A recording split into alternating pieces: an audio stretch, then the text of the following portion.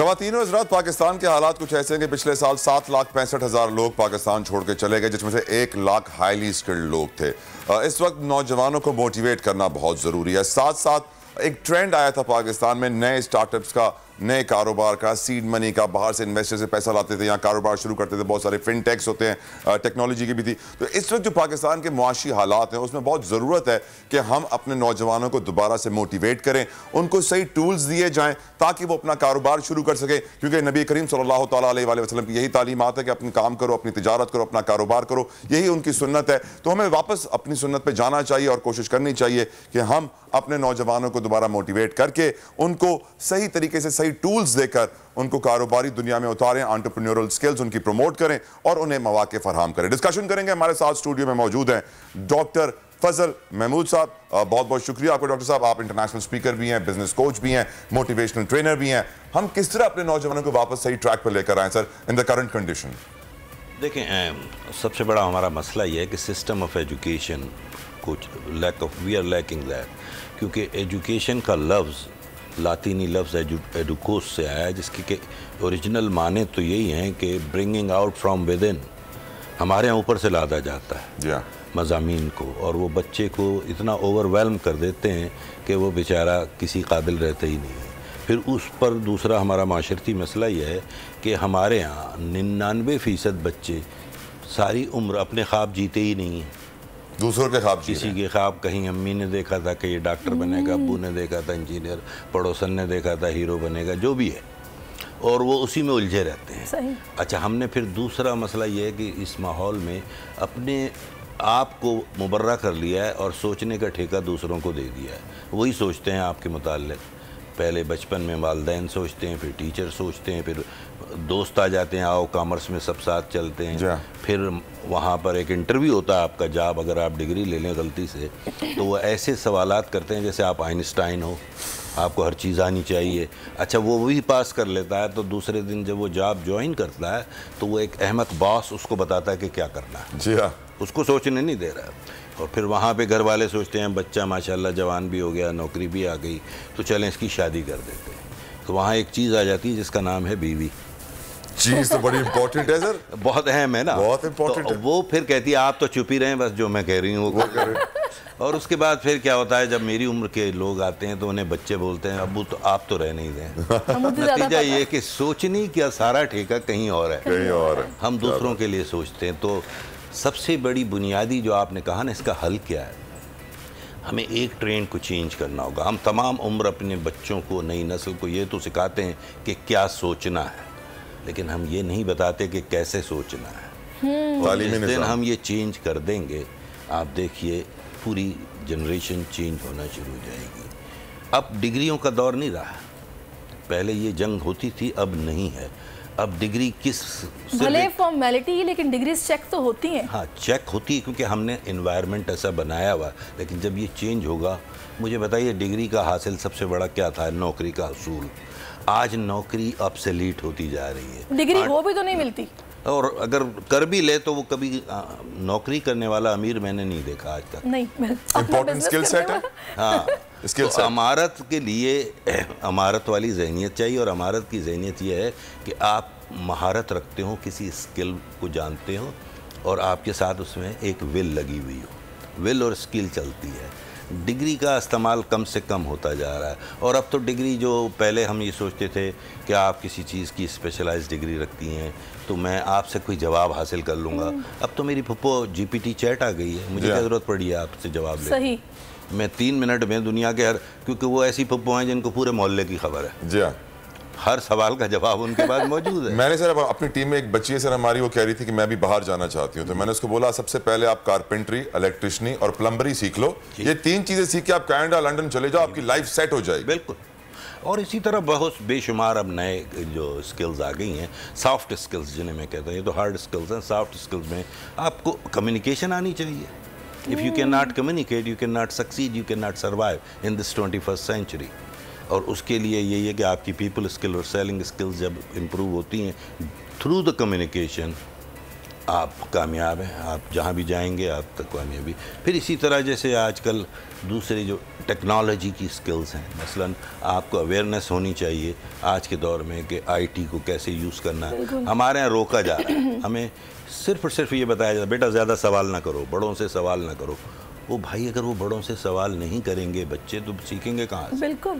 تو سوال کرنے کی عادت ڈالیے, بچوں کو اجازت دیجیے اور پھر ان کے سوالات کو سن کر جواب دیجیے. ڈاکٹر صاحب بیسیکلی جو ہمارے ملک میں تعلیم کا نظام ہے میں تو اس کے ہی خلاف ہوں. سر وہ کامسیٹ والا سوال دیکھا تھا نا, اوور برڈن بچوں کو کر دیا جاتا ہے کہ تم نے رٹا لگانا ہے اور بس یہ سارا ایگزام میں اپنے لکھ کے آ جانا ہے. جو ایک کنسیپشنل یا پھر پریکٹیکلی کسی کو کر کے دکھانے کا اور بتانے کا سمجھانے کا کانسیپٹ ہے وہ تو ہے ہی نہیں, سرے سے ہی نہیں ہے. حد تو یہ ہے سہریش سر کہ سی ایس ایس کی جو انگریزی ہے وہ انگریزی دنیا میں کہیں بولی نہیں جاتی سوائے ہمارے سی ایس ایس کے امتحان میں, ورنہ آپ بیوروکریٹ بن نہیں سکتے جب تک وہ جاہلوں والی انگریزی نہ بولے. میرا ایک انٹرویو ہو رہا تھا حال ہی میں پچھلے ہفتے گجرانوالہ میں, کوئی ٹیلی ویژن چینل تھا, تو انہوں نے سوال کیا کہ آپ نے گجرانوالہ کو کیسا پایا.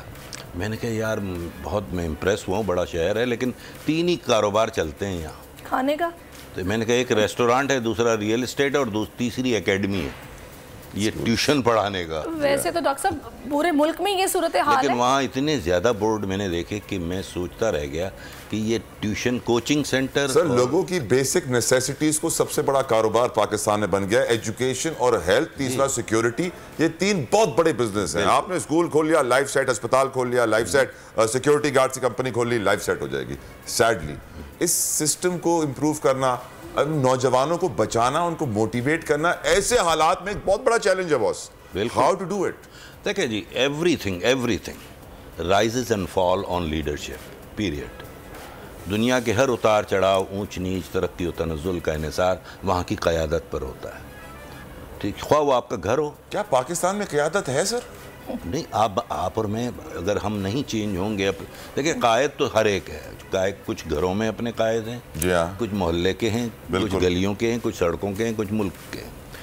لیکن یہ شروع تو کہیں سے کرنا ہے نا. ہمارے یہاں قیادت کا فقدان اس لیے ہے کہ ہمیں قیادت کا معنی ہی نہیں سمجھے. ہم لیڈرشپ کو پریویلیج سمجھتے ہیں جبکہ یہ رسپانسبلٹی ہے.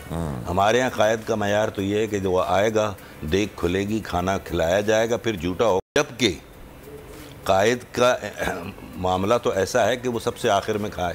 جی ہاں. اور اس کی سب سے عظیم ترین مثال, دنیا کے عظیم ترین قائد جو میرے آقا ہیں حضرت محمد مصطفیٰ, وہ تو پیٹ پر پتھر باندھتے تھے تاکہ لوگ کھا لیں. جی ہاں. تو اس سے بڑی کیا مثال. ابھی ڈاکٹر صاحب ہم جن چیزوں کی بات کریں, اتنا بڑا بگاڑ ہے کہ یہ روٹ سے ہی ہم لوگوں کو اس کو ٹھیک کرنے کی ضرورت ہے, ریفارمز کی ضرورت ہے. یہ اللہ جانے کب ہوگا. شاید لٹریسی ریٹ یہاں پہ اسی لیے اس طرح رکھا گیا ہے کہ لوگوں کو نہ سمجھ آئے گی, نہ شعور ہوگا, نہ بولیں گے, نہ سوال کریں گے. جس طرح چل رہا ہے چلتا رہے گا. میرا سوال اس وقت آپ سے یہ ہے کہ کچھ بچے ایسے ہیں جو کہ ٹھیک ہے جو ان پہ تھوپ دیا جاتا ہے وہ تو کرتے ہیں, لیکن وہ اتنے جینیس ہوتے ہیں کہ سائڈ پر جو وہ چاہتے ہیں وہ بھی کرتے ہیں, تو وہ کچھ نہ کچھ کر جاتے ہیں, نکل جاتے ہیں آگے. لیکن ایک وہ بچہ جو کرنا چاہتا ہے اسے موقع نہیں مل رہا, اور جب ڈگری اس کے پاس آ جاتی ہے تو اس کے پاس کام نہیں ہے. وہ کس طرح شروع کرے, اس کو آپ کس طرح گائیڈ کریں گے, وہ کیا کرے؟ دیکھیں یہ ایک بڑا خوبصورت سوال ہے, یقین کریں, اور بڑا طویل بھی ہے, لیکن میں کوشش کر رہا ہوں اس کو اسکویز کرنے کی. دیکھیں ان the history of main kind, یعنی انسانی تاریخ کا یہ وہ دور ہے جس میں پہلی بار ذرا غور سے سنیے, ہم 5 جنریشنز کو ساتھ لے کر جی رہے ہیں. 5 جنریشنز. اس سے پہلے کبھی ایسا نہیں ہوا. 2 یا 3 تو رہی ہیں, دادا بیٹا پوتا باپ, یہ چلتا رہا ہے سلسلہ. کہیں ملینیل تھے, کہیں بیبی بومرز تھے, لیکن اب تو 5ویں جنریشن. آپ کو پتہ ہے 5ویں جنریشن کون سی ہے؟ زی جو ہے وہ 2 سے 5 سال تک کی ایک نئی جنریشن آ گئی ہے جس کو خود پتہ ہے ریموٹ کو کیسے کنٹرول کرنا ہے, کون سا چینل لگنا, وہ ایک الگ ہی اس کی سوچ ہے. تو اب جو آپ کہہ رہی ہیں نا انقلاب کیسے لایا جا سکتا ہے, ہمیں نہیں لانا, وقت لا رہا ہے.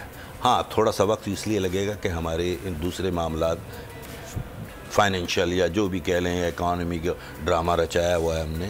بنیادی طور پہ بچے کو, آج کے 7ویں کلاس کے بچے کو پتہ ہے اس وقت امریکہ میں صدر نے آج کیا کہا ہے, ہمیں نہیں بتانا پڑ رہا. اس کے ہاتھ میں فون ہے, وہ CNN خود دیکھ رہا ہوتا ہے. تو وہ جب دنیا کو دیکھ رہا ہوتا ہے تو اس میں بھی یہ طلب شروع ہو جاتی ہے, یار ہم ایسے کیوں نہیں ہیں. اور ایسی چینج آپ دیکھیں گی واضح ہو رہی ہے. تو یہ چینج آ رہی ہے, میں اسے مایوس نہیں ہوں. لیکن میں ان नौजवानों के लिए आपसे आइडिया चाह रही हूँ जो कि मायूस हैं इस वक्त कि डिग्रीज भी उनके पास हैं, उनको जॉब्स नहीं मिल रही, लोग इंटर्नशिप पे रख लेते हैं, बस 3-4 महीने में इंटर्नशिप ख़त्म हुई तो वो आपको कहते हैं कि अब आप कुछ और देखें। उनको आप क्या मतलब उनको किस तरह मोटिवेट करेंगे, आप उन्हें क्या करना है? देखें, वही बात है कि हमें नौकरी के उस खौल से बाहर आना है, एंटरप्रेन्योरशिप को फ़रोग़ देना है। ऐसे दोस्तों को, ऐसे लोग मेरे साथ टीम में, मैंने अभी कोविड की वजह से मेरा यहाँ से राब्ता ज़्यादा हुआ, अल्हम्दुलिल्लाह 5 बैजेस हम निकाल चुके हैं, 50 न्यू कोचेज़ इन पाकिस्तान। और मेरे नज़दीक लोगों को तो यही नहीं पता कि कोचिंग होती क्या है। हमारे यहाँ तो कोचिंग ट्यूशन सेंटर को समझते हैं, या कोई काउंसलर को कोच कहता है, कोई टीचर अपने आप को कोच कहने लगता है, कोई ट्रेनर अपने आप को कोच कहने, जबकि कोचिंग ये बिल्कुल नहीं है। इनमें से कोई भी पेशा कोचिंग नहीं है। तो उसकी एक लफ्ज़ में मैं बता दूँ डेफिनेशन, बाकी तमाम पेशे, चाहे वो कंसल्टेंट हो, को ट्रेनर हो, मेंटोर हो, टीचर हो, या जिसे कहते हैं काउंसलिंग हो, इन सब में कहीं ना कहीं आप अपने क्लाइंट को सुनते हैं और जवाब देते हैं या उसकी रहनुमाई करते हैं। ऐसे ही होता है ना? ऐसे ही होता है। कोच एक वाहिद पेशा है जिसमें कहीं जवाब नहीं देता, और जो जवाब दे दे वो कोच नहीं होता। ये ज़हन में रखिए। हमारे यहाँ कोचिंग से कुछ सीखने जा रहे होते हैं, कोचिंग सिखाती नहीं है। कोचिंग आपके उन ब्लाइंड स्पॉट्स को, वो पर्दे जो आपके जहन में अपने मुताल्लिक हैं, आपको अपनी ताकत का ही अंदाज़ा नहीं है, उससे रोशनास कराता है, सिर्फ सवालात करके, जवाब नहीं देता।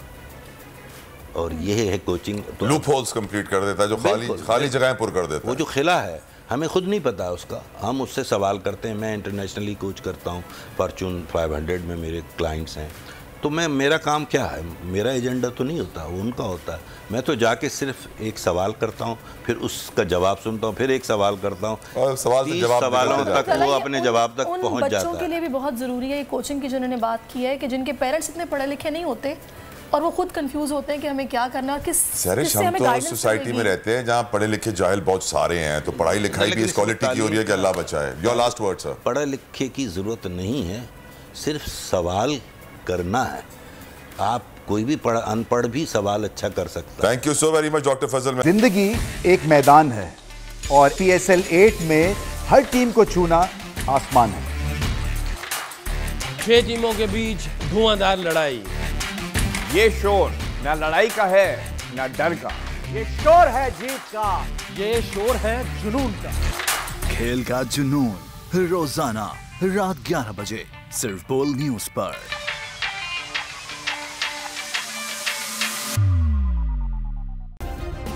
सब्सक्राइब करें और बेल दबाएं ताकि कोई खबर रह न जाए।